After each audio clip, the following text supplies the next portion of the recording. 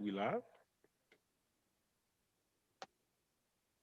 Welcome, ladies and gentlemen. We are tonight's entertainment football season. Let me scratch that.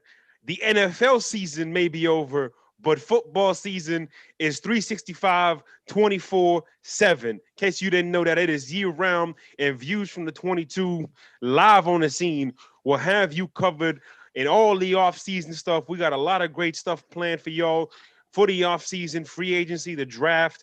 As always, we always have a lot of fun with that.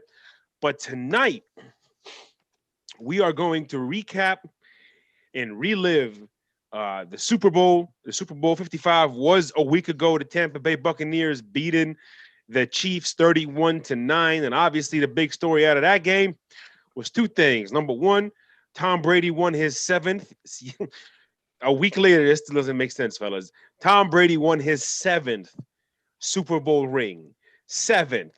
The Steelers and the Patriots, as a franchise, both have six. Nobody has more rings in the 101-year history than Thomas Edward Patrick Brady.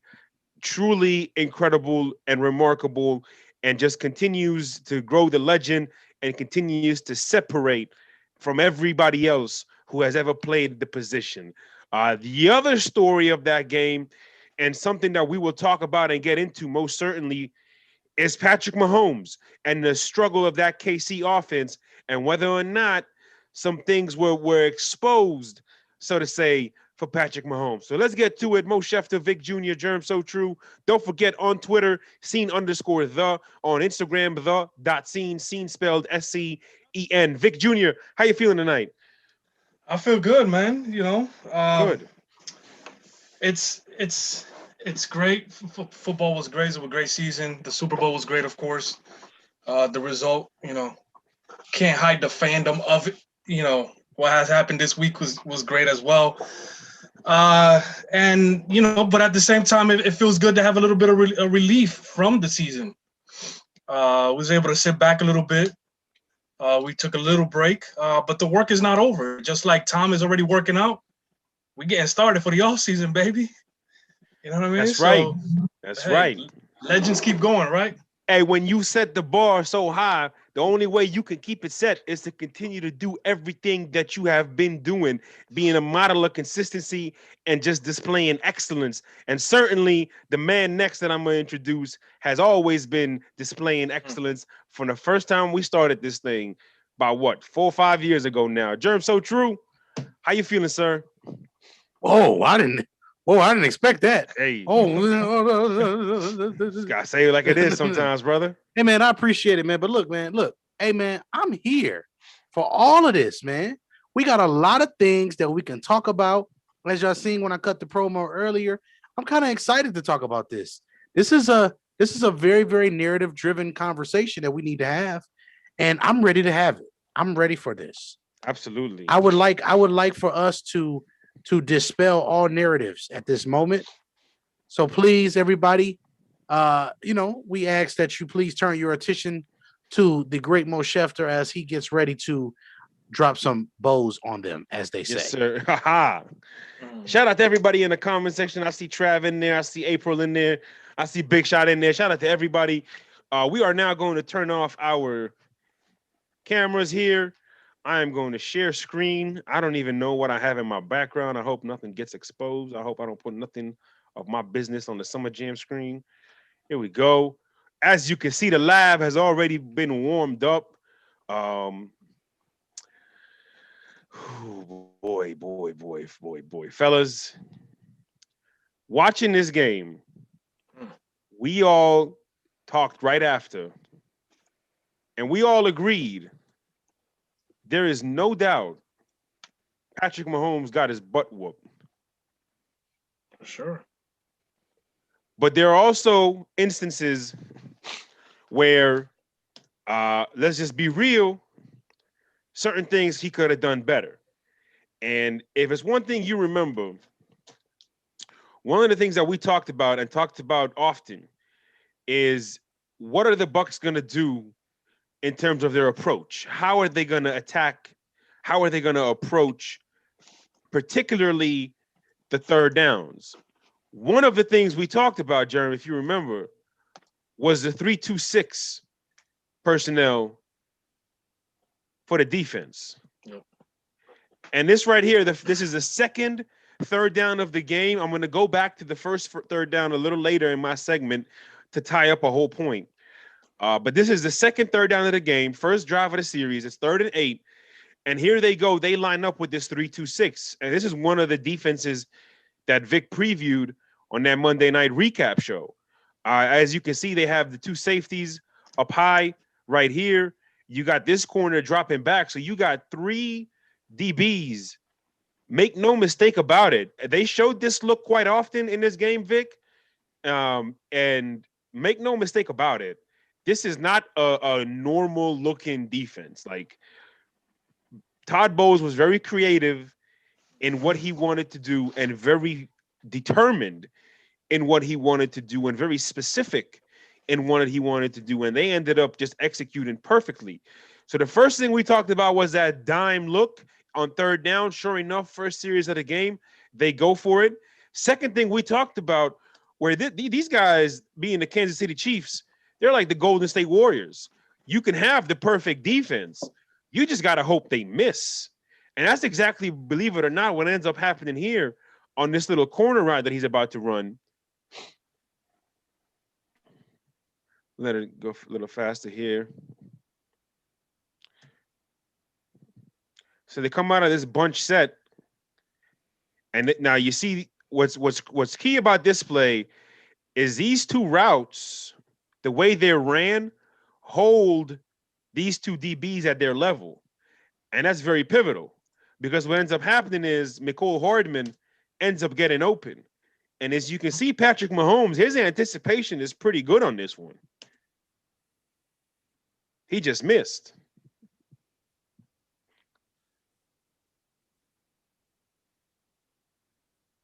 And we talk about it, fellas. No beef, no Lombardi. It is all about controlling the line of scrimmage. Vita Vea, their first-round pick, their outstanding defensive tackle, nose guard, whatever you want to call him, right there in a one-on-one situation on the center. And he just starts pushing him back. I mean, this is the first drive of the game. Starts pushing him back. You can see the edge pressure with those stunts, which they ran quite often, are coming in. So there's pressure coming in, no doubt about it. But the anticipation is there. He should have made a better throw on this. But no doubt about it, Vita Vea affected the efficiency of that throw. Anything you want to add to that, fellas, before we move on? Yeah, so just a couple things, obviously, as we're going to see as you go along. They clearly did not respect the run game. They basically told, Andy Reid and that Chiefs offense, we don't respect your run game. We're going to keep everything in front of you, and you're definitely not going to burn us today. And that's what they did, even pre-snap looks. And then, like you said, Pat got to hit these shots here. They got the two defenders down here exactly where they want them. That is a duo pass concept there that we see that is normal in every offense, where one guy is running a corner route, one guy is running an out route. And that's, to keep the defense guessing right there, which one the quarterback is going to hit. Then when it comes to Pat Mahomes, again, you have to hit that ball, that shot. But, I have my reservations of Pat. But what I do like, fellas, and I was telling the fellas about this, and we'll see it as we go along, at least he has some fundamentals. And in this throw here, he had, exactly what he wanted. He had his base. He had a nice open gap, in his feet. He just overthrew it, So he's not one of those other guys that throws off of weird platforms every single pass. He understands fundamentals. So I mean, his upside is incredible. It's just they ran into a really tough defense and an impressive game plan. Oh, certainly. Jeremy, anything you want to add before we move to the next one? The only thing I'm going to say here is this is the way that you want to rush a quarterback like this. What you did in this play is you contained the outsides, which we talked about extensively. I said contain the outsides and gap integrity. Maintain those. You kept them inside the pocket with your 2 inside linebackers here. Because what you're going to get here is you're going to get that stunt on the left side and on the right side, which kept him inside the pocket, and Vita collapses it. That's great. That's what you needed to do. It was executed perfectly at the line of scrimmage, and there you go. And I think that's one thing you'll see throughout the game, Germ. And one thing we certainly pointed out as well, we're just watching it. The Buccaneers defensive line did a great job from start to finish in this game. No doubt about it, certain things Pat could have done. No doubt about it, certain things the coaching staff could have done. And we'll talk about that a little bit later. Here's another one, 3rd and 11, next series of the game. Again, what's the motto for against guys like Patrick Mahomes? Disguise and pressure. You see the look they're showing here again. 5 men at the line of scrimmage. There's those 3 deep DBs again. And there's these corners right here who you're not sure as a quarterback. You're really not sure here what exactly is going to happen. There's so many different things that the Buccaneers secondary can do post-snap. And the one thing with these corners, what's very important is you don't know if they're going to drop down to cover 2 or if they're playing quarters coverage on this play. But disguise and pressure.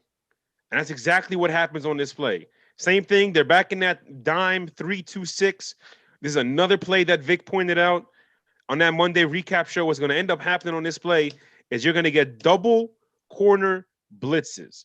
You're going to get this guy blitzing. You're going to get this guy blitzing. And you're going to get 2 guys from the line of scrimmage who end up dropping back. So in total, they're going to have 5 rushers, which qualifies as what, Vic, when you have 5 rushers? That qualifies as a blitz. More than that 4. Qualifies as a blitz. Yep, 5 or more. There you see the corners blitzing. The 2 linebackers drop back. Now, this is pretty good coverage here. But, again, this is where the growth of Patrick Mahomes has to come. You got a little bit of space here in the pocket. You got a little bit of time if you man enough to throw this ball low. It might be a miss, but you got a little window there with Tyreek Hill. Another thing you have going, you don't want to take that. Okay, fine. Your check down is available. Your outlet is available. And I know, Jeremy, you're going to want to jump in here on what happens next. Now that the fundamentals, we saw how the fundamentals got messed up. But this isn't the one. This isn't the one. This ends up being almost completed, one of many. And here, I'm sorry, last point, Vic, and then you got it. Go ahead. The disguise and the pressure, it just gives Pat something extra to look at, an extra second to take and think about it. Go ahead, Vic. Yeah, so no, I mean, a couple of things here. A lot of people, I saw some of the breakdown that some people had, some of their film breakdown, and this is early in the game, obviously, like you pointed out. I mean, this is the first drive of the game, is it, or the second? Second. Okay, so we're still in quarter 1. If it's 3rd and 11, and you don't like what you see downfield, take the check down. Take the check down. You're here at the 35-yard line. Yep. Give it a few more yards and give yourself, an attempt to a field goal, and let the defense know that you're willing to take the check down. Exactly. That's the most important point right there, Vic, is he did not show them that he's willing to show the check down. He played right into their game plan. Yes. And here's the thing with this, though. I understand Tyreek should make this catch, fellas, but the Tampa Bay defenders did a great job putting hands in their faces. Yes, they did. Yes, they did. They made a PBW. They had a PBU on almost every 50-50 ball. They contested it. Now, Jamel Dean, he's got to finish this. Yeah, I don't know why he hesitated. He got scared of the little move, which was an impressive move, by the way. Give him a little shoulder to the back. He should have never stopped, but whatever. Yeah. Should have never stopped. This is the big boy league here, because you almost cost your team a touchdown right here. Yeah, in the Super Bowl. It's an impressive throw. I'm not taking nothing away from that. It's good touch. It is a risky throw. Sometimes we want him to take risk, but it was a tough catch to make. And again, give me the check down and live to get some points out of it. Yeah, most definitely. I just had to circle Antoine Winfield there. He has been uh, beyond impressive. I would say beyond impressive. Move forward now to the next drive and the next third and down, and this time we got a 3rd and 4. And I mean, if you're Jason Light, you got to take a bow. While yes, you did get the GOAT, you also drafted 3 phenomenal players in Vita Vea, Devin White, and Antoine Winfield. I'm sorry, that's not Antoine Winfield. This is Antoine Winfield. And the most important player in this one is number 45, the linebacker right there, Devin White. He's my nominee for Super Bowl defensive MVP if they had that award, because he was special. And this is one of those plays where 3rd and 4, KC's trying to get in a rhythm. They're going to call a little screenplay on this one and hoping to get some yards, get a cheap first down, get them going. Devin White says, not happening. I want you to keep an eye on him and how he tracks the running back. You see the running back's body language? He is not looking to block anybody. He's waiting for something to develop. He's making it look like he's doing something. Devin White is not fooled for even a second. Fights over everything. Now you can say definitely Pat Mahomes should have thrown that ball a little sooner. I don't know why he waited so long, but certainly got to give credit there to Devin White. And I want to point this out because there's something I want to highlight about his play recognition, about in-game adjustments, about all these things that the Buccaneers defense displayed and that Andy Reid just never displayed. And if you remember when Jerm went on his little rant about Andy Reid and questioning Andy Reid, I couldn't disagree with him with most of what he was saying, simply because we have seen time and time and time again where Andy Reid's teams do not make in-game adjustments, and they fell victim to that yet again in this Super Bowl. And just keep that in mind. Keep Devin White's play recognition and Todd Bowles' ability to adjust and adapt in game, and Andy Reid's inability to adjust and adapt and evolve out of the game plan in game. Keep that in mind. I got to play the show a little later. This is the 3rd and 8. Oh, is this it? Oh my God, this is it. Oh, Mo. You know what? F it. We'll keep it. So, 3rd and 8, 9:24. Keep that in mind. Let's go back here to Q1 real quick, and let's go to the first 3rd down of the game. This is a 3rd and 7. First 3rd down of the game. What ends up happening is they actually get this. Why? Because Patrick Mahomes scrambled. Why did he scramble? Because he had time to scramble outside the pocket. So here's what happened. There's Devin White, number 45, with the towel hanging. See, he's spying here, and he ends up rushing right up the middle, which is what he loves to do, which is what he's done all year. What that does is allows Patrick Mahomes to make this run. So Todd Bowles says, okay, Devin, if he's going to do this, we're going to adjust, and we're going to adjust accordingly. So go to the second quarter now, a pivotal 3rd down, because all these 3rd downs turn out to be pivotal. Here we go again. Third down situation. What are the Buccaneers in? Dime 3-2-6. 1, 2, 3, 4, 5, 6. 6 corners. Nope, ignore that. Lucky number 7. Huh? Shout out to 7 rings. So what you're going to see now from Devin White is the adjustment. And this is an important play, fellas.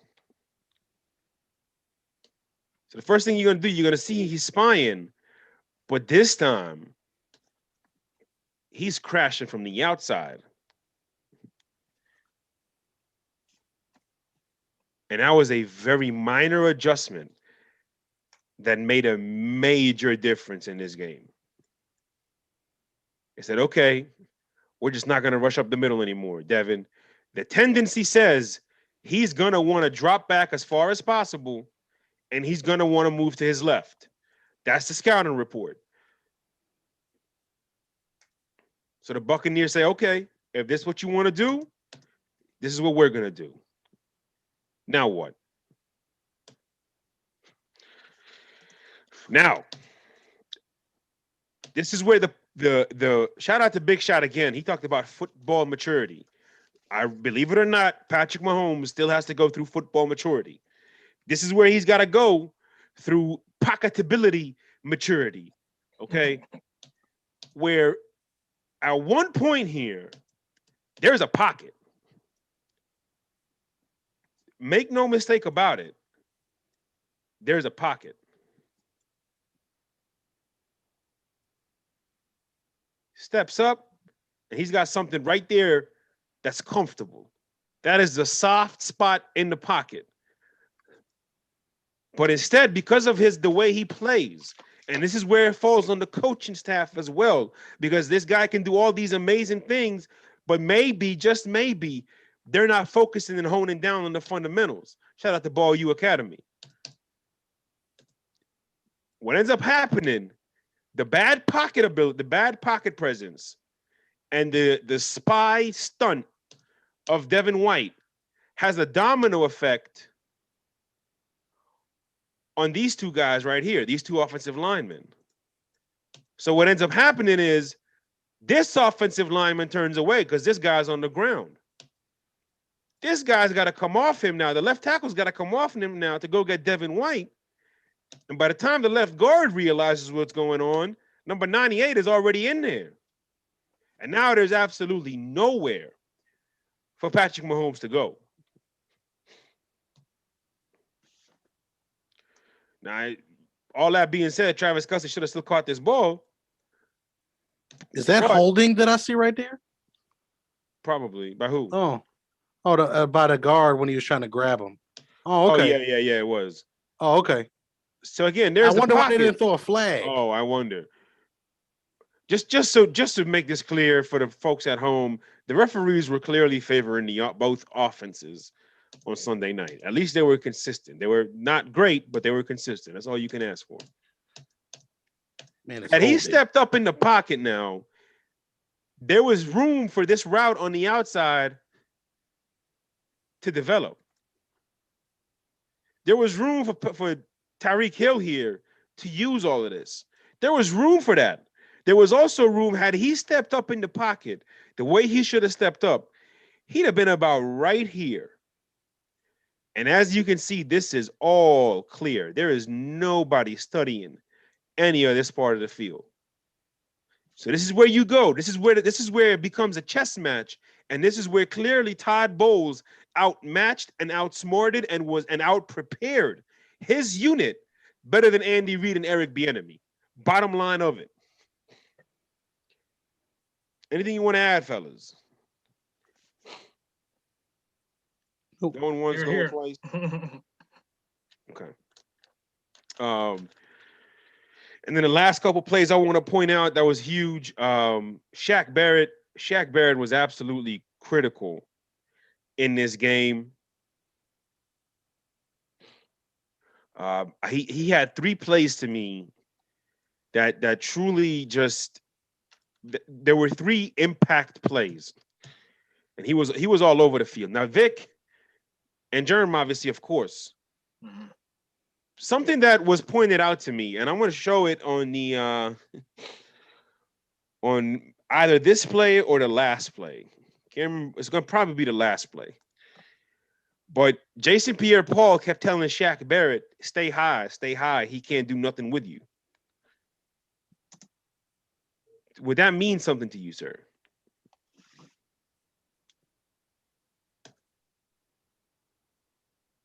Hello, Vic?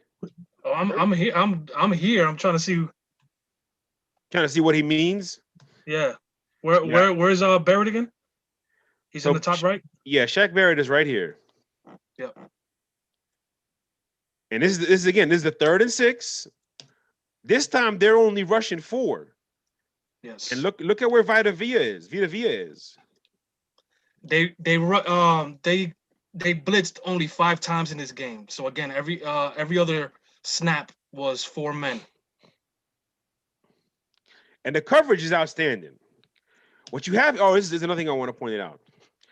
Third down defense was the ultimate indicator, or the ultimate decider of this ball game. Matter of fact, third down period. Third down in the red zone. Go figure.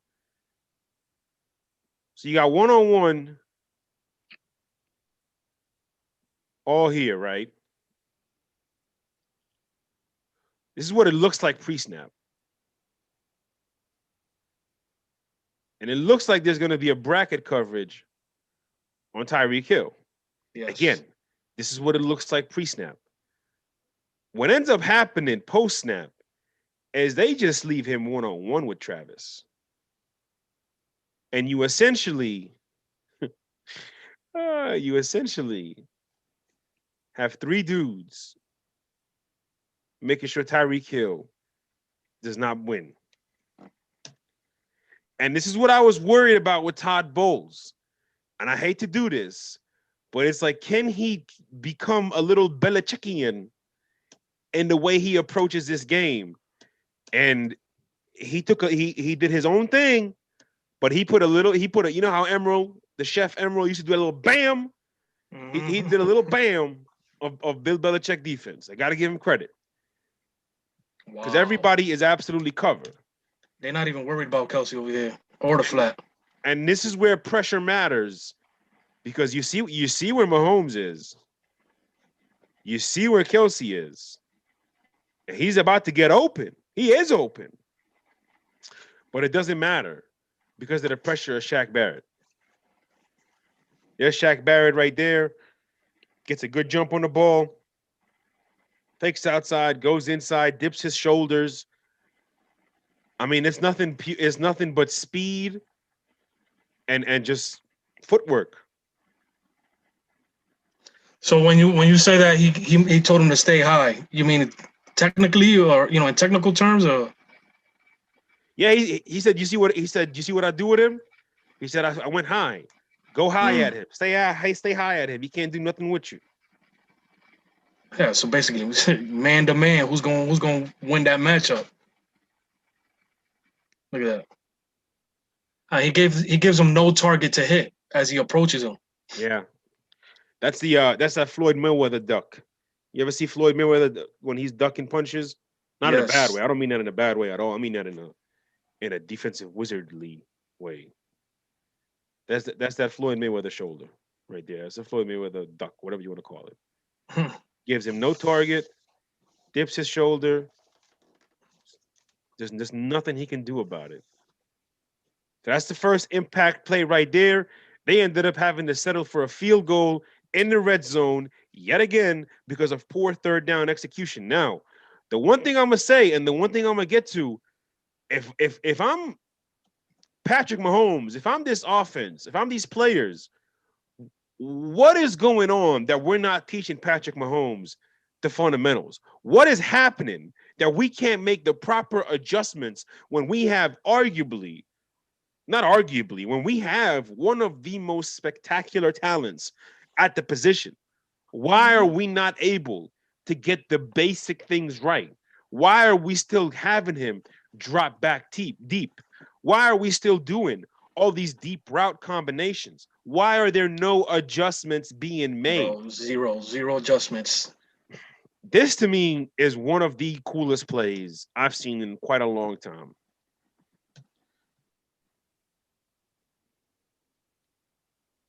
It's man coverage across the board.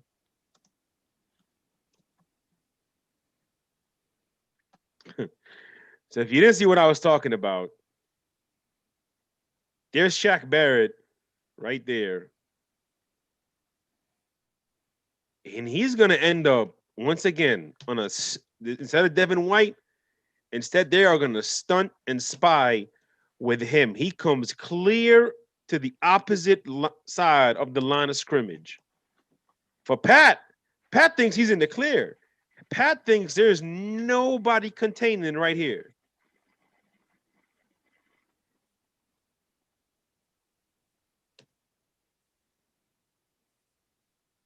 See, he thinks it's clear. He thinks it's open.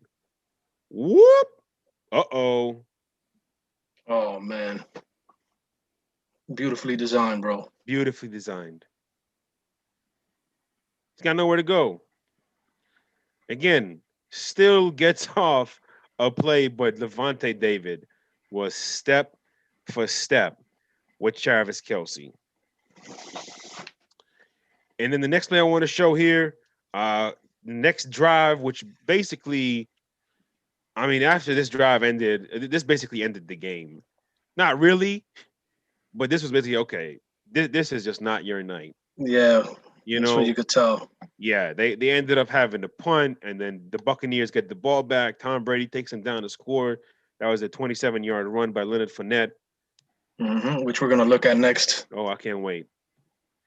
I'm pretty sure I know who you're gonna highlight on that play too. 2nd and 7 now.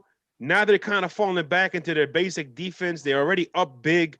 They know now basically what's coming. But again, for Patrick Mahomes, this is where the next level has to come. This is where that next step has to be made.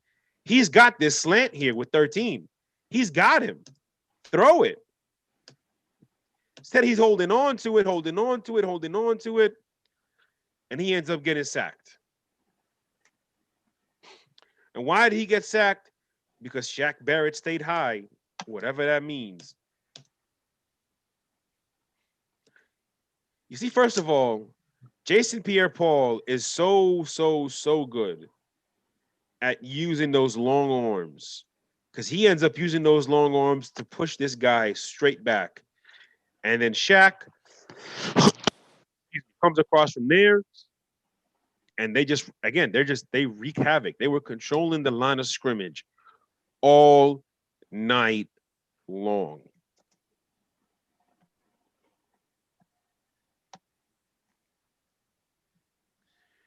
Anything you want to add here to this breakdown, gentlemen? Nope. Yeah, I mean, bro, I just it's pretty clear. I don't know how many of the Chiefs fans we got watching us today. Shout out to everybody in the chat. It's pretty obvious that they need help all the way across the line. It was exposed. I don't know if probably Jerem probably knows what is Fisher and Mitchell Schwartz contract status coming up next season. But, you know, just it's crazy how you could get to this spot in the season at the end of the season, playing the last game of the season, and all of a sudden there's just so many questions. You know, you lose a game, you know, at this rate, at this level, it's crazy how, you know, now we need an offensive line. Now we need some defenders. We'll take a look at how the Bucs offensive line did, you know, in this game. You know, how can we not expose our all-world talented quarterback to so many things like this, where he had to basically carry. He basically was the only guy that showed up for me, and you know, watching this game again, and that's saying a lot, you know. So you know, they need a run game. They need people. They need to obviously discipline him in terms of taking the checkdowns when it's necessary to just live another down, live another drive. It's just so much questions now with the Chiefs that all of a sudden I have concerns for them in the future. So that's very well put. Just 3 points I want to make, and this is not to kill Pat. I want to be very clear. I am not killing Pat because, like Vic said, he showed up. Didn't play very well in some instances, but he showed up. He played his heart out. Right. It says a lot because he didn't have a great game himself, but it was obvious that he was trying to do more than he should have been. He was put in a bad position in so many different ways. Now, to me on this is where the next step is going to come as well. I understand this guy is coming in, but you got to have poise here. you are in no position to throw this football right now. And he That's has 5 yards. Kelsey. Had he just kept his composure, stayed calm, he could have set his feet and made a throw and possibly gotten a first down on this. Instead, because of his these rules that he likes to break, and as we said, Todd Bowles said, you got detention. Matter of fact, you got 3-day in-school suspension, son. That's what you got. This wasn't even detention. This was the worst kind. I know, I've been there. It's horrible. You get bored. Hey, can we get an end zone view of this real quick? I want to see something on a block and release. Yeah, we're gonna watch 31 here, the running back. And this is a technique you use a lot, especially when you're getting pressure, is that block and release. So it looks like he's gonna help the left tackle here. Mo. Yep. Is that what I'm getting here? Yeah, so he's gonna basically try to get a chip in, right? So he's gonna try to hit him with a shoulder, whatever the case may be, get him off balance, and then he's gonna release. And I understand, what is this, a 3rd and 13? Yep. I mean, listen, dog. All I know is that Brady would have taken the check down if he didn't like what he saw downfield. He would have obviously set his feet, like you said, and make a throw. But these are plays that, again, it requires an amazing amount of discipline. Not trying to tell yourself, I'm the superhero here. Let me try to make a play. Right. Take this check down. I mean, he was just drifting the wrong way. And that's another instinctual feel Yep. that Brady has over all these other guys, is knowing where to drift, knowing where to stay in the pocket, having a certain feel. It's like he has his own radars circling his head or something. Right. that he knows where to drift, where to move around, and try to buy as much time as possible.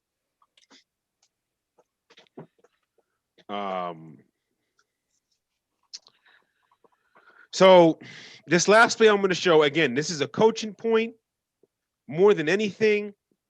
And 2nd and 20, the game is basically over at this point, but I thought this was really a great play for me to show it. I could have showed some other plays to highlight this. But first of all, the 1st and 20, that was a bad play call. And then you go to this play call, and it's just like, your quarterback is getting pressure. He has been under pressure all day long. Why are you calling plays over and over that he's gonna drop back a lot further than he needs to? Yeah. And this is more on the coaching staff, because I'm flabbergasted that he's still having these issues like he's a rookie. I mean, and again, he got exposed. He's been breaking rules, and he's been getting away with it, and he's been putting up a tremendous yards. But we talk about it, man. This is the NFL. The blueprint will eventually be there. When it gets there, what are you going to do? So this is the fork in the road moment for Patrick Mahomes, because on this play, he makes Ndamukong Suh's job a lot easier. Great job by Suh. First of all, impressive that a man that size, who is at his age, can still rush from that spot at an effective level. He just makes it easier for him. I mean, and you see that he's buying himself some time, but again, decision, bro. You got the scouting report, he's going to drop back. He's going to take extra drops back, and he's going to float to his left. That's the scouting report. And the Buccaneers were meeting him there, snap after snap after snap after snap. Oh, this team this season was one of the teams at the top of the charts in terms of depth per reception, right? So they had a lot of short throws. So what is going on with this play specifically, and a lot of other plays that you highlighted, that there's already a pressure coming to him, and the receivers are not even at the end of their at the top of their routes. Exactly. Excellent point. All excellent points. So shout out to everybody in the comments before we turn it over to Vic. Raphael is in there. Shout out to Raphael all the way from Brazil. He says, Andy Reid was known for bad play calling in big moments. Did he regress, or was this all Mahomes? Great question, Raphael. I'll go first on this one, fellas, and we'll go around the horn. Again, I think Andy is infamous for lack of in-game adjustments. And I think, to me, as great as Mahomes has been, as much as he has displayed this ability to adapt and understand the game, why are the fundamentals not being displayed? To me, that's where the criticism comes for Andy Reid and his coaching staff. Sure. Vic, anything you want to add? Anything you want to answer this question? I'll go ahead if Jared doesn't want to go, but I mean, it it goes to show you that in this game, they didn't think that Tampa Bay would adjust. I don't know what it was. If I was in that Chiefs coaching staff, I would have said, listen, they might adjust to this. I would have prepared for more running plays, because I think they average like 5 to 6 yards a carry per run play. Right. Again, adjust to the shorter routes. And like Mo pointed out, they didn't adjust. Andy Reid doesn't adjust. And again, we feel like he's one of the top 3, top 5 best coaches in the league. But that also points out the fact that it goes to show you there's not much talent at the coaching level. Right. And, so his in-game adjustments were not there for this game. The preparation wasn't there. I don't know how much blame you could put on the situation with his son, because that was towards the end of preparation. Should have been already done by that stage. Exactly. They were already, when you get closer towards the game, you're already practicing your game plan, especially when you have 2 weeks to prepare. So, I mean, it's obvious that they didn't, I don't know, what is it that, like, you didn't know that Tampa Bay would adjust to this kind of, situation or something? I mean, No, that's it's not. impressive. It's not that. Vic, let me say this to you, and let me say this, and so everybody understands this. What happens is you see nobody be able to make the adjustments, and then somebody comes in with a common sense approach, and then everybody just says, "Wow." Yeah. Yep. That's exactly it, Germ. That's an excellent point. Because this is not, again, I mean, I've been given the blueprints all year. You just have to contain the outside edges against these scrambling quarterbacks. Make them have to do other things. The difference is, this is why this is one of the best rush defenses in football today. Because you see Big V right there. Look at how much he commands everybody's attention on that offensive line. He's destroying one person with one arm while being pushed in another direction. And now he is now the outside guy right there to be able to contain an edge because he's quick enough. Look at that. And now Pat Mahomes is so deep that look at the angle that Shaq has on this situation. It's a domino effect, man. And this is just what happens when you get good. Oh, that's a good. Hey, pancake flats look like flapjacks. Pancake, you ain't know? I like that. Hey, 73. No, 77. Hey, that's how you look for some work. Boom!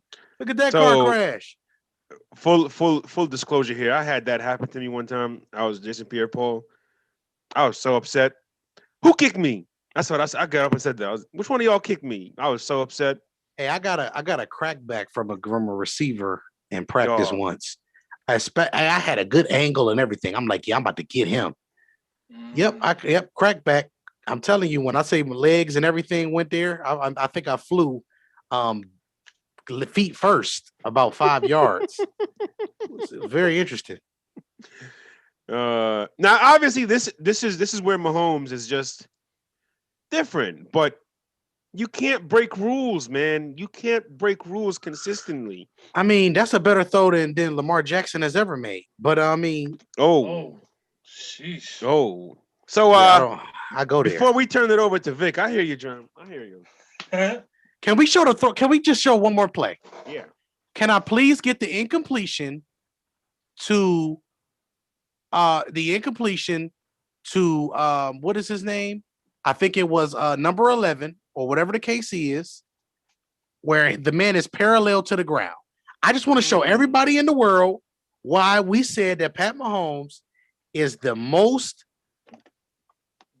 interesting, intriguing quarterback prospect we have ever seen from this standpoint, because this throw is ridiculous.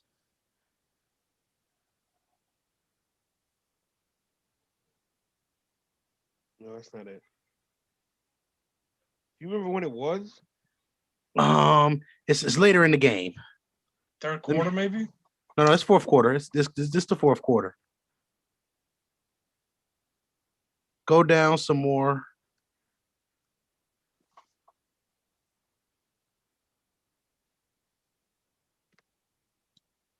No, that's not it. Go to the third and Why do I feel like it's the second quarter? well, if it just in case. I don't remember the stamp. I just remembered the throw. I was like, what? What is this? That Raphael said Chiefs in the Super Bowl was looking like the Seahawks in any game from 2018 to 2019. Hey, listen, Ralph, Russ is my guy. I don't know how long you've been following us, but again, shout out to you for joining us. Russ is one of my favorite guys in this league. He was very impressive in the beginning of the season, but that's because he also was able to get some protection in the beginning of the season. But then towards the end of the season, they started to regress again to those 2018, 2019 years. And that's why now you have a situation where he decided to speak up and say, listen, I need some protection. I'm 32 years old now. It was to the I'm not running going to back. run around. It was to the running back, Mo. It was. So it was, yep, it was to the running back number 31. So that means it was in the fourth. It should be in the fourth quarter. Should be something incomplete to the running back. Williams. Yep. Oh yeah. Okay. Yep. So yeah, I mean, real quick, Ralph. Yeah, you know, the offensive line regressed, and so did Russ's play towards the end of this season. So yeah, they need help off in the offensive line for sure as well. We'll highlight the Tampa Bay offensive line next here. After this play. Y'all remember that scene in Elf when they had the snowball fight with those kids? Mm-hmm. This was that throw when Will Ferrell threw it sideways. Except this is a football. I mean, this play was again. This is a running back that you threw the ball to, right? Yep. And then you have somebody in his face. He's a running back, so down the field is not exactly going to be his comfort zone. and it's an interceptable pass. I mean, again, it's a great athletic play and all that. I mean, but the quarterback was exposed and he threw the ball up and position to. That's a tight spiral. Yeah. Lord have mercy. Man, that is incredible. Hey, I ain't never seen LJ8 make that one. Hey, you ain't gotta go all the way to LA to get your MC8. Oh my God. Yo, look at this. Oh man, I was about to say the S word, y'all. Look at this stuff. Oh man. Look at this. Oh, we get Mahomes. Oh, he rolls out. Oh, I don't know what to say right here, but this is really weird. Hey, Golston, pick yourself up off the ground. Fix yourself up, and I give you a job. All right, come around. All right, look. First of all, don't stop it right here. He knows he's not going to get this angle. He knows it. He's looking at 3 white jerseys. He's like, I got somebody on my heels. I got somebody coming short, and I got another person that cut off whatever angle I take. So I better just get ready to throw this ball on 4th and 9. Watch, just look at how he prepares himself for this. All right, boom. All right, let me just try to get That's retarded, dog. Look at this. Look at that spiral saber. Shout out to Power Rangers in space. Oh my God. Look at the spiral. Hey man, Lamar ain't never threw a pass like this. Look at this. Put the broadcast review for this play, Mo. Oh my God. Yo, this is ridiculous. He could have gotten hurt too, though, man. Oh my God, yo.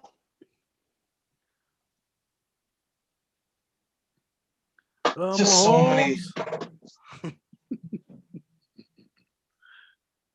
Look at my guy Nunez. So many. Look at my guy Nunez Roches. All right there. 90 big 9-6, baby. Come on back to the Tampa Buck. Hey, come on back to Tampa Bay next year. We need you. We need you off a defensive line depth. Look at how perfect the throw is, bro. Oh my God. Oh my God. That is incredible. Way to go, Scoob. Devin White. That's $5,000, bro. You just lost $5,000. You couldn't have threw it more perfect to you. Mm. Look at this. Look at this. 1, 2. Look at the torque that he gets on his hips. Oh, but you see how he's able to put his foot down in the ground and push off of that? Yes. And generated some power there, yeah. Look at the torque. Look at the torque. Oh my Parallel God. to the ground, bro. This is stupid. Yo, everybody watching this right now, I want y'all to see this is why Germ and Views and Vic and Mo, this right here is retarded. This is stupid. Say that word, guys. Okay. Oh, This is a little slow. This doesn't make sense. This defies the laws of gravity. Yeah. You're not supposed to be able to lay down like this and make a throw. He's beginning to believe. That's what that man's saying. Oh my God. This is insane, man. Look at the ball, bro. Oh my God. Oh man. Oh. Should have been On some a bad Charlie ankle. Oates, he'd have caught it. he didn't have a bad ankle. He had a bad toe, which is, I don't know what's worse, to be honest. That was a sexy Oh, pass there, man. Chief. Yeah, all you can do is put your hands on your head. I put my hand on my head because I'm so confused. And then I turn the TV down. What is Daniel Jeremiah doing? What is this? Why did I miss this part? This was during the Super Bowl? Yeah, this is Nick. This is on Nick. Yeah, that's when they were showing the highlights. Oh. Yeah, and all the All right. Slide. Hey, so basically what we got right here, right? Yeah, go ahead, Jeremy. Break it down. Basically what we got right here, man, is we just got a simple situation on our hands here where this is just incredible. I've never seen anything like that in my life. That's I incredible. agree. That's not human stuff that's done right there. But basically, y'all, the Chiefs never got slime. Let's get to the comments before we. Nice one. Nice one. You know, thank you. I tried. Yes, yes, Yeah. yes. Before we move on to Vic's stamps, let's get to the comments real quick. Trav says it hit him in the face. Raphael pointed out the bad foot, as Vic did. Victor Mino was in there. What's up, Victor Mino? Les is asking, would it have been okay for him to throw it to the flats? It is always okay to throw it to the flats. Jaquan saying it's the shade for me. On, you know why he's asking that. on Lamar. You know Jackson. exactly why he's It's asking okay. that. It's okay, Les. We're gonna move past the shade from Les though. Coach. Shout out to Big Coach. Shot with the football maturity, saying Happy Labentine's Day. Yes, indeed, Happy Labentine's Day. Make sure you get that special someone in your life, some film sessions in, so they can get away from narratives. Jaquan pointed out that the check down was wide open. Trav, that the ball hit Cheetah was hit him in the face. The ball hit Cheetah hit in the face. April with a question: is 3-2-6 not common? 3-2-6 is common. That is a common dime package.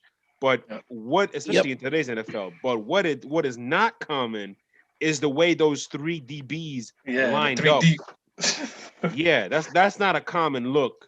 That's typically something you see like in a Hail Mary situation, end of the game situation where you know they have to pass. That's not something you see in the first drive of the football game at all. Well, fellas, that may not have been a 3-2-6.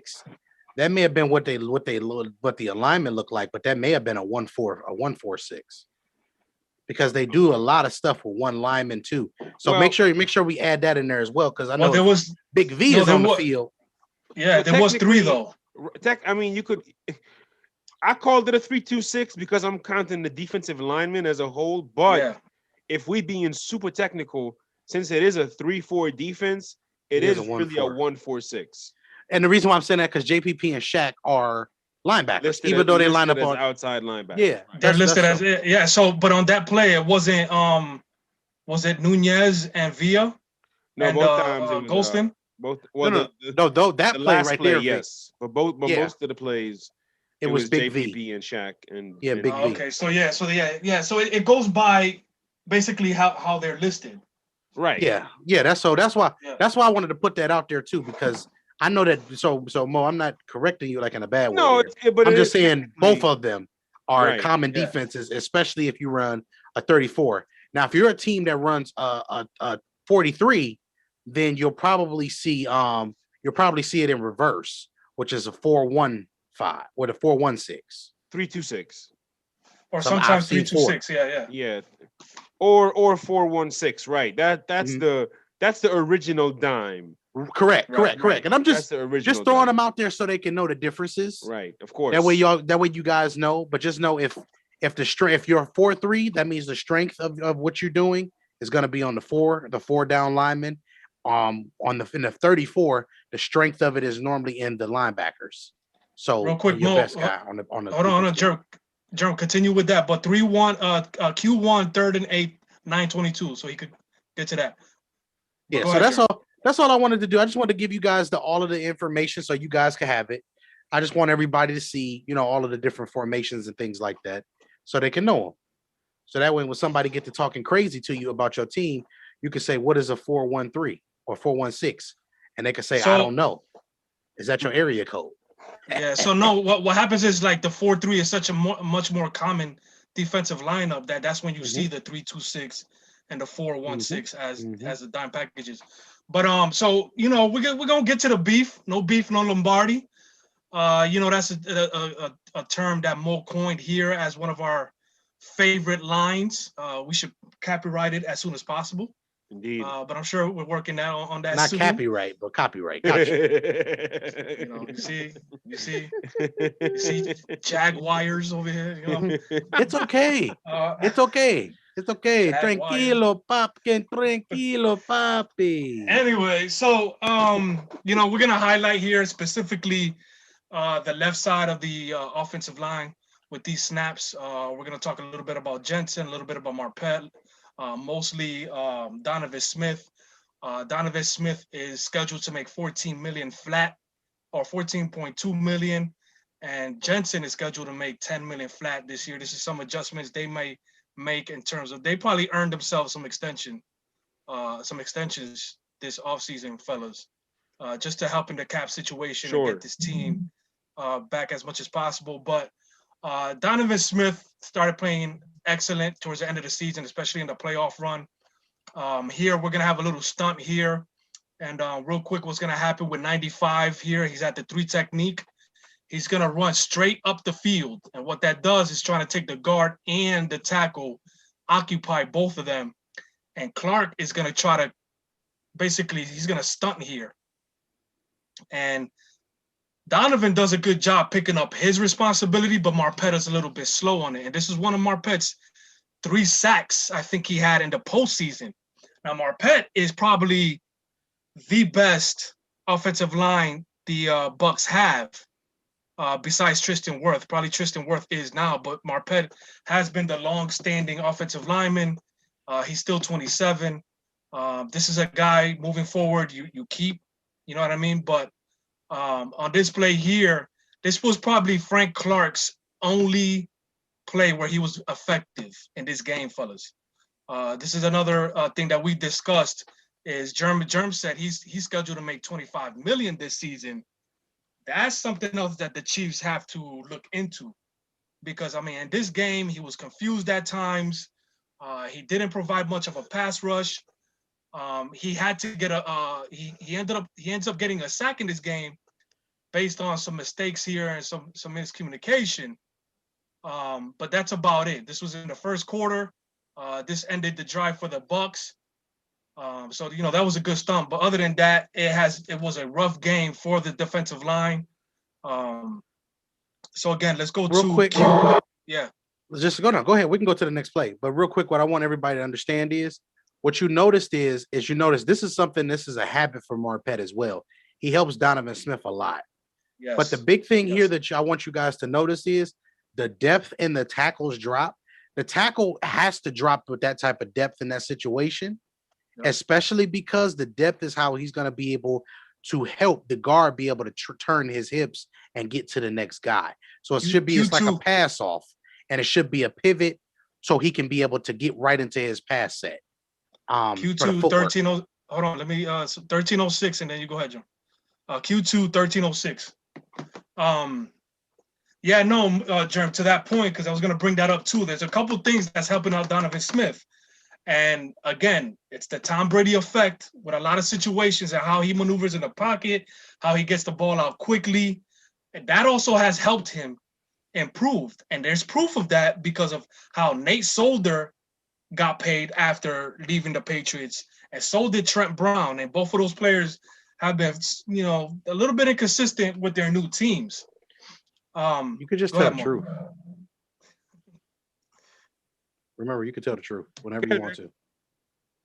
So is this Q2 1306? This play here is gonna be this deep over or this deep in for Mike Evans. Mm-hmm. And we're gonna point out Jensen here, who again, Jensen scheduled to make 10 million this season. That is fourth highest in terms of the centers. They can give him an extension. I think again they want to keep everybody as much as possible. My little beefs that I have with Jensen is that he can be a little overexcited. He can block sometimes, meaning that he'll get beat on some slants and things like that. And also his snaps have been very inconsistent. But on this play, he's gonna pick up this blitz really nice. Look at how he gets this hit here. So again, he's engaged with the one technique, and he has the ability to quickly see this blitzer coming in. All you have to do is just get in the way, and he hits him pretty nice. And then the first thing to point out, Vic, is how he has his arms extended right there. Yes, that's it. He's won that fight. Yeah. So once the offensive line gets their arm extended, they're gonna have. So again, it's both sides. Whoever is able to get their hands extended on the other player, whether defensive line or offensive line, you're gonna win that matchup. But here, he slides up beautifully, able to get a hit on the center. On the blitzing linebacker, so that Brady can make a comfortable throw up the middle. Beautiful play there by Jensen. I actually got a little surprise in a couple plays for you guys to see what he does. He blocked another play. People on this play by himself. Go ahead, yes. Vic. So that's just to highlight that again there. So this is an intelligent player, a feisty player. The offensive line loves him. He's the leader of the offensive line. Again, he got to get better with his snaps. But this is a guy that, are we going to extend him? We're going to bring him back. He's got, again, the fourth highest for 2021 in terms of the centers. He's going to get 10 million. Do we extend him and try to get extra money? To help Mo, you can go to Q2. 18 seconds left in the half. So again, Donovan Smith, Ryan Jensen, some guys that it's going to be interesting to see what the Bucs do. Because again, they're going to try to keep everybody in. This here, so Donovan Smith went up against Frank Clark in some of his snaps. And against, I don't even know how to pronounce his name, but it's 92 for the the Chiefs. It's with a K-N, those kind of names. He's driven back a little bit into Brady, but he was able to at least keep his base strong enough to give Brady some space to make this throw. This is one of the beefs that Germ has with him. He can kind of get high in certain situations. And you see how, again, look at how, and Germ, this is another thing that I noticed. I don't know if you noticed, he uses the hug technique. So basically the hug technique, for those that don't know what that means, he's going to open his arms. Sort of, instead of engaging straight up, he's going to open his arms and kind of hug the defender. And that allows the defender to get his hands inside of him here. And he's going to be driven back a little bit. And this was some of the struggles that he had in the beginning of the season, where he was actually knocked down a couple times and driven into the quarterback and gave us some sacks. Now, again, as you can see, he got better here. He was able to engage a little bit.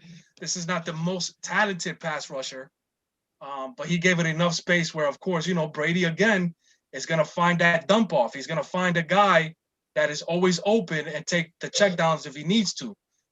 You're going to see he's looking downfield, Brady. But Fournette is going to get open here in the middle of the field, and he'll take that check down. So, instead of getting a sack for Donovan here, Brady kind of, gets rid of this ball before he could get pushed into his lap. Anybody want to add to that? No, that's a perfect breakdown. Mhm. I mean, the one thing I'll say is at least it looks like his butt is a little lower. Yeah. But he's still playing a little too high. Yep. And let's look at Tristan for comparison here. 78.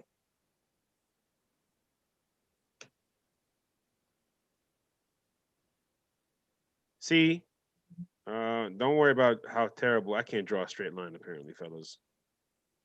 That's all right. So Tristan's pass set is a little high here. See, you see, that's they're all pretty high here because it's an obvious pass. Right. But what happens is that Tristan is an obviously stronger player, Mo. Right. So he can get away with these things. He's a lot more talented. He's a lot stronger. But let's see when they engage. Let's see what happens when they engage here. Look how he sits back here. Well, you're right. I mean, look at the difference in their thighs alone. Yeah. Look at the thigh. Look at this guy's thigh and look at Donovan's thigh. I mean, it is clear he's got a lot more weight. He's got a lot more weight supporting him than Donovan, who's just looks like he's got a little bit of imbalance that's going to be coming on. But again, it's better than what it looked like.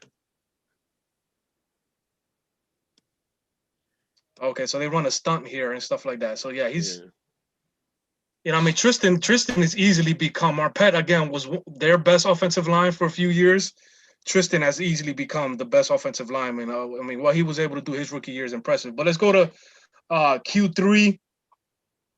So quarter 3, 9:55, and it's a third and fourth play. This one here, Germ, again, you're going to see the hug technique. Oh, I love this play.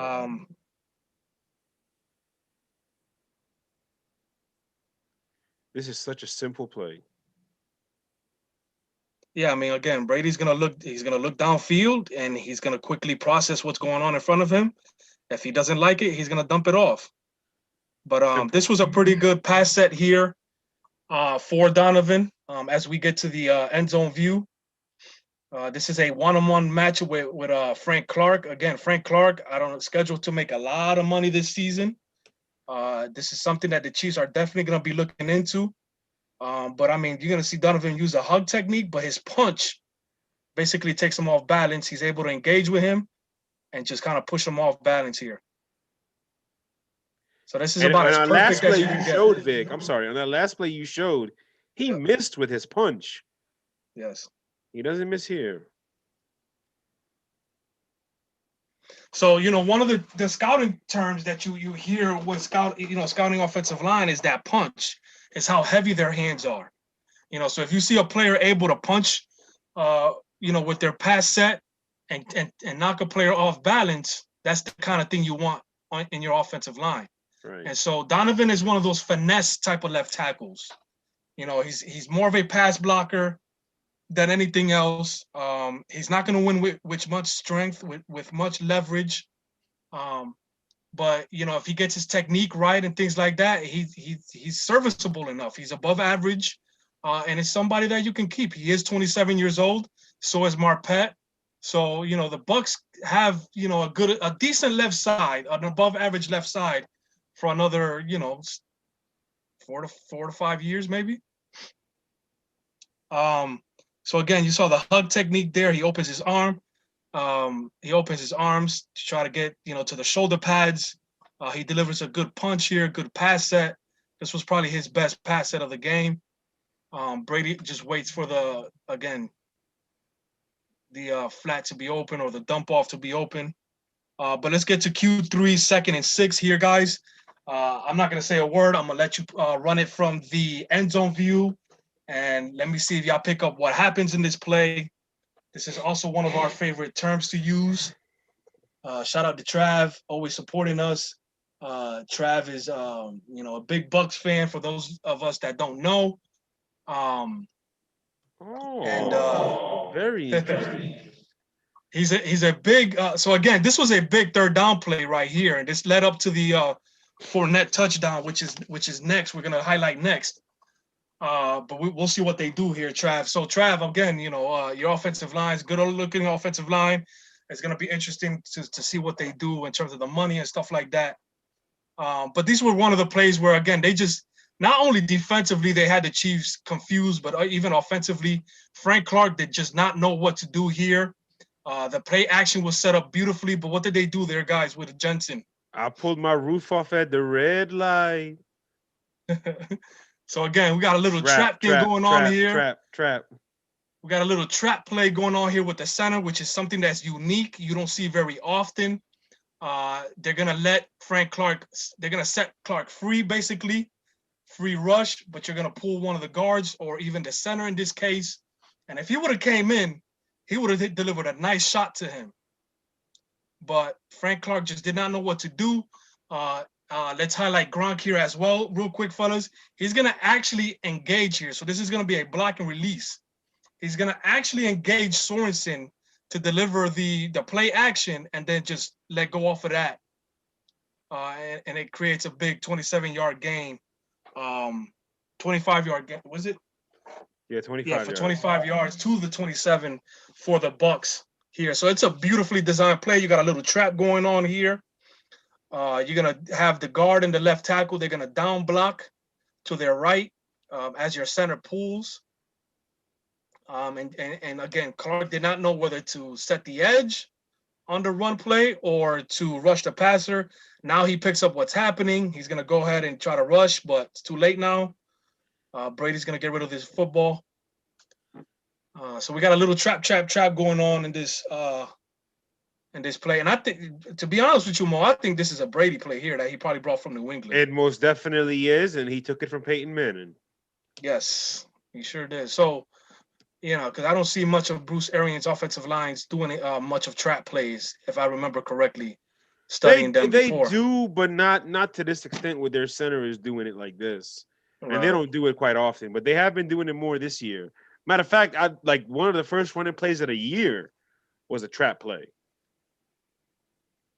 Okay. So the next play, fellas, will be the last play I'm going to highlight. We actually went over the time we want to schedule, but it's okay. We still got our viewers here. You guys have been great. Yes, they have. Here, I mean, there's obviously, even though this is the end of the season, football is almost a 365-day sport. Because, if you can add to your football team, you will always try to do that, even in the offseason. So the next play, fellas, we're going to get the Fournette touchdown. We're going to get a gap scheme where Fournette is the most comfortable with. And what happens in a gap scheme is you're going to have some pulls. You're going to have some guys doing some different blocks to create gaps. But also you're going to have lead blockers. And we're going to have Marpet here. And Marpet, this is where Marpet is at his best, fellas. He's so athletic. He's going to get out in space here on this pull. He's not only coming from the left side. He does it nice and cleanly. He's going to get the corner out of the way here, and that's just going to create an outstanding gap for Fournette. Again, Fournette is not one of those guys where you want him to be in a zone blocking scheme all the time, where he has to be the one thinking and then reacting. He just wants to react. He wants to just run downhill. That's when you'll see him pick up the most speed, accelerate the most. Again, beautifully executed here. You're going to have everybody else down block. You're going to have Marpet is going to pull across that formation. And one of the most athletic ways you could see a guard move. And that's all Fournette really needs is somebody in front of him so that he can just use his ability in terms of his acceleration and speed to score this touchdown.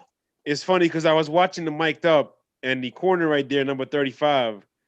Mm-hmm. After that play, they were like he was talking on the sidelines. He goes, "What you want me to do? There's nothing I can do about that." Nah, he's absolutely right. The only thing you have left to do and then fellas, let's highlight something else, bro. Please run that from the top, not the top, but the top of the end zone view, Mo.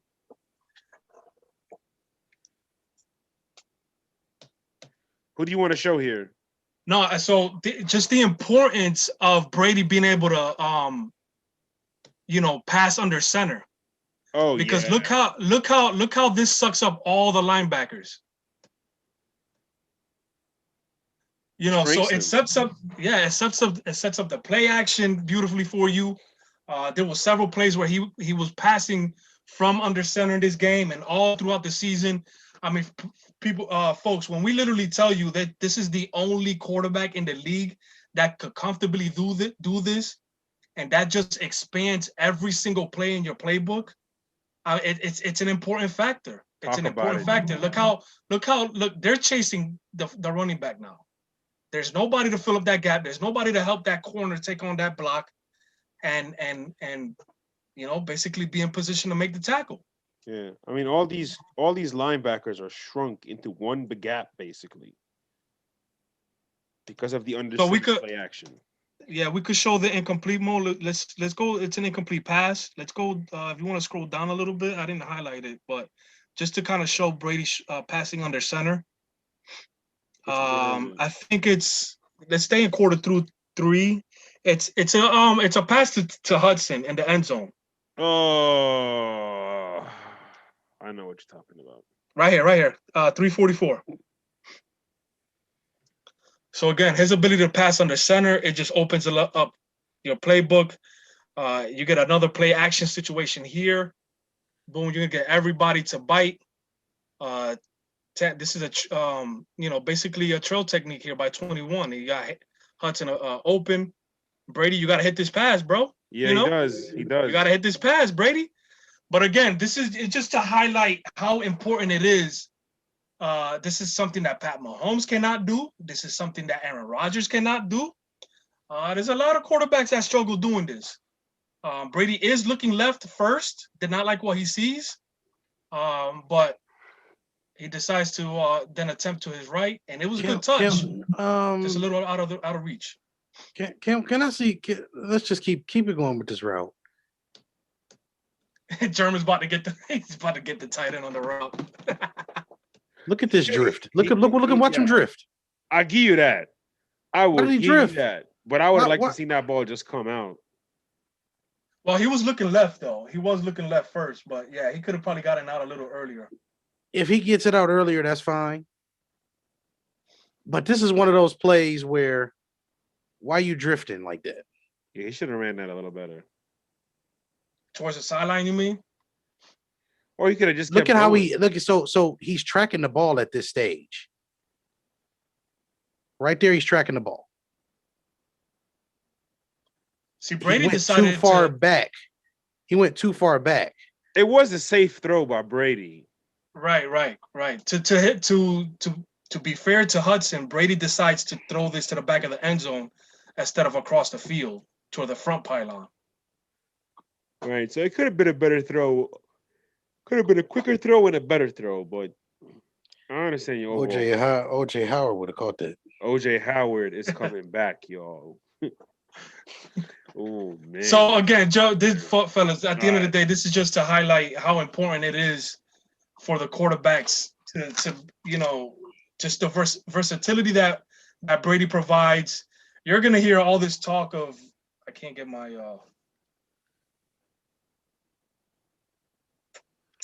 you're gonna hear all this talk of Brady had this much support and he had the All-Star game. All-Star team, a Pro Bowl team, and yada yada yada. According to a lot of metrics, fellas, he had the second best season. To all grading metrics, right behind Aaron Rodgers, for a season that was, no training camp, no off-season workouts, a brand new team, brand new scheme. This was an unbelievable season by the Bucs, man. This was something to remember forever. All right. I agree. I think, Jerm, anything you want to add? Listen, Tony Romo summed it up. Phil Nance at the end of that. Did I say Phil Nance? Wow. Jim Nance. Thinking of Phil Sims. Jim Nance at the end of that game, at the before the final kneel, he says, after all this, after everything, after this impossible season, did you ever think the Super Bowl would end with the ball in Tom Brady's hand? And Tony Romo responded with, at this point, I don't know why we would think anything else. Fellas, from 2014 to 2020, this man has had 4 rings in 6 years.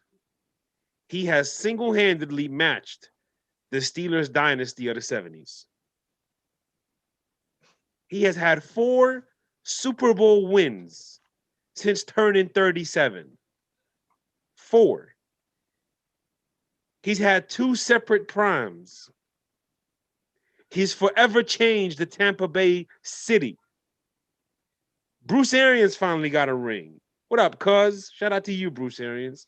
Shout out to Todd Bowles, who deserves a ring as a defensive mind because he is one of the best defensive minds in the game. Shout out to Ndamukong Suh, Levante David. Waiting a long time. Waiting a long time. Wonderful players. How many people get to play past 37 in football, bro? I mean, that alone is. I mean, we saw what Eli Manning looked like at 37. You know, the fact that he's 43 years old. He wasn't very good at 27 though. So, shout out to Eli. He won some Super Bowls. He did. Shout out to Eli. Man. Eli deserves. He does. Eli deserves recognition. As he does. He does. Two Super Bowls against this dude. It's not even that he won 2. He won 2 against this dude. Thursday, we have a show. Basically, we are going to be highlighting the domino effect of Tom Brady signing with the Tampa Bay Buccaneers and how that impacted the NFL season. We got a lot of free agency stuff. We got the draft board that Jerm is working on. And of course, we are going to be doing our annual mock draft. So the GM slots are officially open. If you want to be a GM, part of our mock draft that we do every year, the GM slots are officially open. So if you stay till the end, this is your reward. You get first dibs on which team you want to be the general manager for the upcoming mock draft by Views from the 22 on the Scene Network. Fellas, closing thoughts before we get out of here. This is for Jorge. Talking all that junk in the chat right now. Hey, Jorge. Don't make fun of Bernie. His back broke on the way to the house. So, you know. All I'll say is, man, just a lot of stuff that we talked about happened. So I want everybody to understand that it's not a bias here. We're just telling you the stuff that's going on, stuff that's going to happen. Exactly. So please enjoy the fact that you have somebody able to tell you. Like it's happened. Like he won. what do you want to? You gonna call us liars? You gonna call us biased? It happened. Bro, the scary part is not even over, dog. It's not even over. We ain't going nowhere. We ain't. Go ahead, Jerm. All I can say is, man, just be ready for these draft boards. Be ready for this free agency period. I already got all of this stuff lined up for you guys. So yeah, it's about to go down. Yeah. Big closing thoughts before we wrap up. Nah, bro, like I said in the beginning, the legends continue to work. We celebrate for a little bit, and we're gonna continue to work. As long as Brady's working, we working. Because it look like he got another 10 more years. Dude, I don't know when he's gonna stop. You know, real quick, last thing I'm gonna say on Brady. The throw to Gronk against Seattle was incredible. The throw to Danny Amendola against Jacksonville was fantastic. The throw from the end zone against Atlanta to Chris Hogan was one of the best I've ever seen. The best throw I have ever seen this legendary mythical figure make was that throw from boat to boat of the Lombardi Trophy. I wish sports Yeah. science. I don't know if sports science still exists. I don't know if they still do segments, but we need to drag dude out of retirement and we need the sports science breakdown of that throw because it was, without a shadow of a doubt, the greatest throw of his career. That's all I will say. You saw three things in the display of this film. Number one, you saw no beef, no Lombardi. Yes. Number two, you saw the impact of a team who can run the trap play. And number three, film always, forever, consistently over feelings. Views from the 22, live on the scene. Follow us on Twitter, scene_the. Show it off, Vic. Follow us on Instagram, the.scene. Scene spelled SCEN because we set trends, not follow them while we slowly change everyone's narratives. Shout out to y'all. Shout out to the crew. Shout out to everybody who supports us and continues to support us. We will be doing giveaways soon. We will be doing giveaways throughout the off season. Take us home, True. 2-2. Go Yankees.